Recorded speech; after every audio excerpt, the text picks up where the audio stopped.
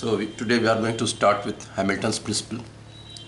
Now we have already studied that Lagrangian is a difference of kinetic energy and potential energy. Now, so since the kinetic energy and potential energy varies throughout the motion, the Lagrangian will vary from throughout its motion. As for example, take an example of a ball falling under gravity, conservative force field of gravity. The kinetic energy, suppose this is at the point A, the height h, and this is the point B. The kinetic energy at the point A will be zero because it's falling from rest. There is no velocity. But the potential energy at the point A is mgh. So the Lagrangian at A will be kinetic energy 0, potential energy is mgh. Suppose this is the height h. Now the kinetic energy at the point B will be given by half mv square, velocity at this point, and the potential energy is 0 because its height is 0. And we know that V will be given by under root 2gh. So V square will be 2gh, and this becomes half m 2gh, that is equal to mgh. So we have found that the Lagrangian here in this case varies from minus mgh to plus mgh. So here Lagrangian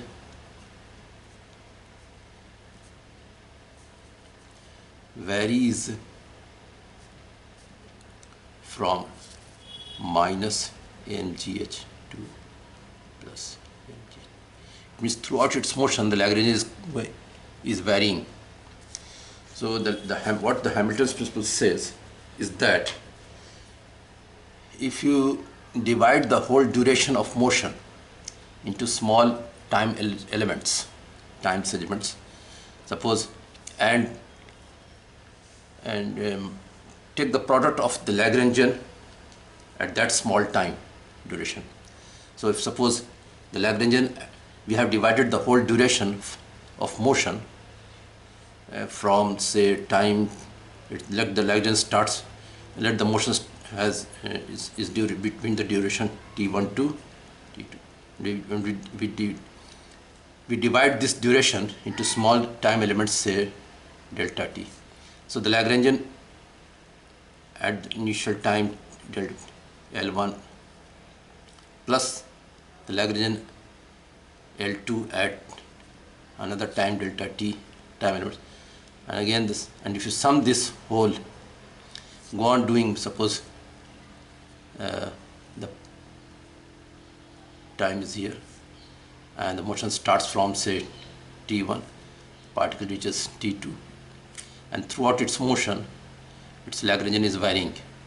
So we have divided Lagrangian at this point delta t at small duration delta t is say L1, then again delta at another duration delta L2 and 2, and we go on adding throughout, assuming that we have taken delta t tending towards 0 for very short duration. So this is nothing but the integration. So integration from say time t1 to t2 L dt, and this is called action.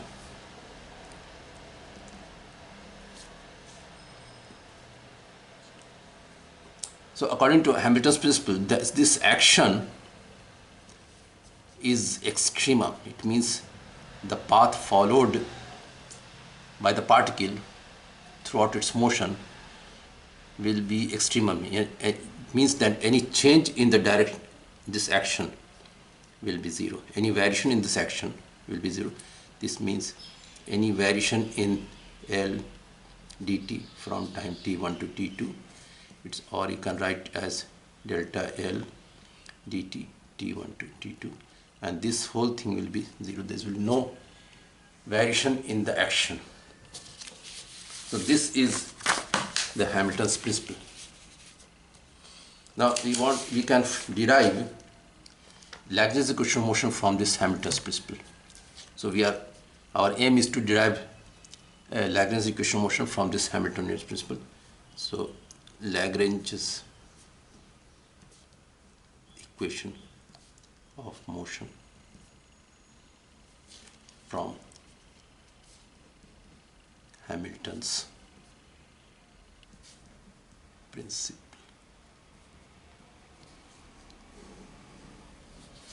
So our Lagrangian L, which is a function of generalized coordinate q1, q2, and so on, and generalized velocity q1 dot, q2 dot, q3 dot, etc.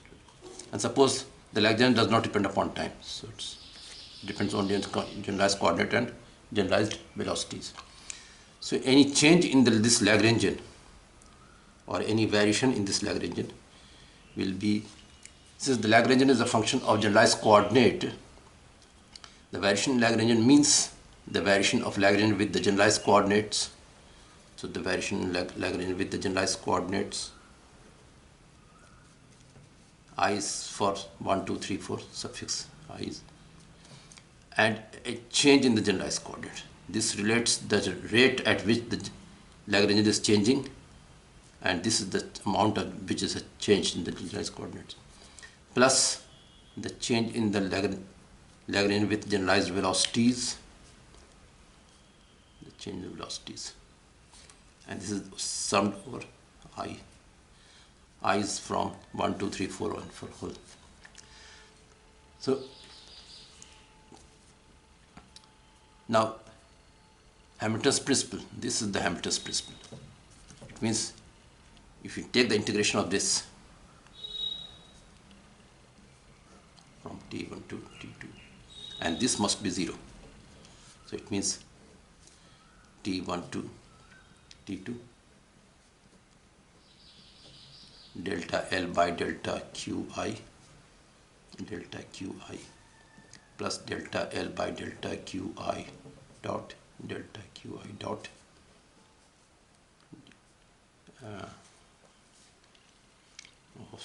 dt, and this whole thing must be 0.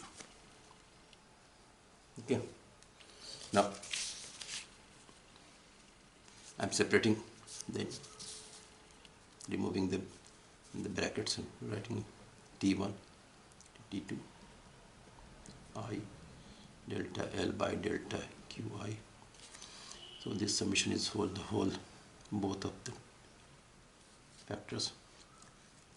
So delta Qi dt plus t1 t2 summation over I delta L by delta Qi dot delta Qi dot dt. Now the second term will be integrated by parts. So if you integrate this second term by parts,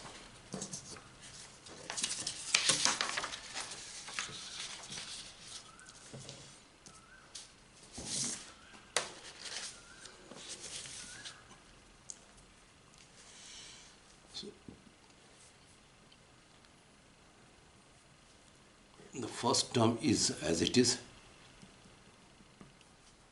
delta L by delta Qi delta Qi dt plus integrating this part.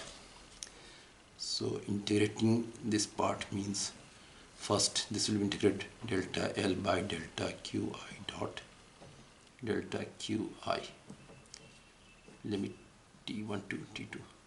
So this minus under integral differential of this factor d by dt delta L by delta Qi dot, and integration of this, so it will be delta Qi dt.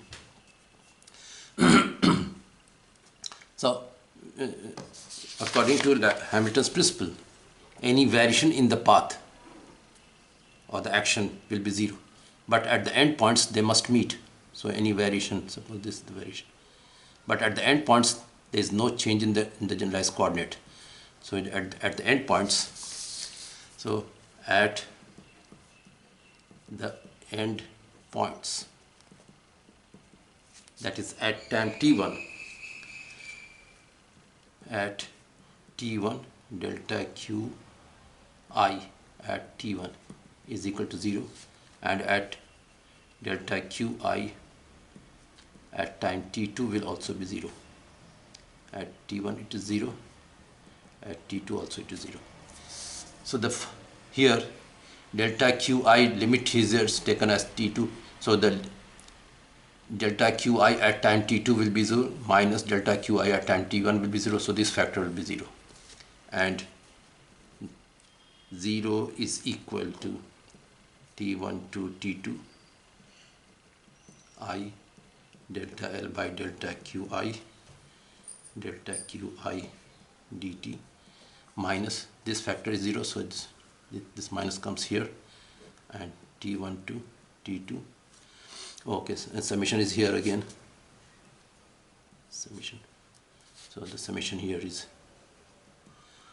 d by dt delta L by delta qi dot delta qi dt, or this can be written as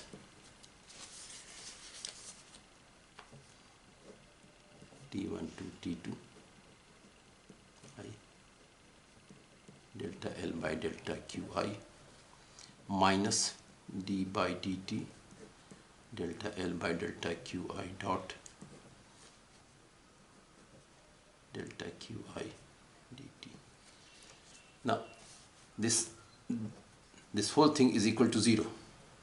Now for this to be 0, and we know that the generalized coordinates are independent and arbitrary, so delta qi cannot be 0. It cannot be 0 because the variation in the generalized coordinates. The generalized coordinates are independent of each other, and the variation, the value of this is arbitrary, so it cannot be 0. The only thing for the right hand side to be 0 is that this bracketed term must be 0. So the bracketed term written here is d by dt delta L by delta qi dot. So this is the bracketed term which must be 0 minus delta L by delta qi is 0.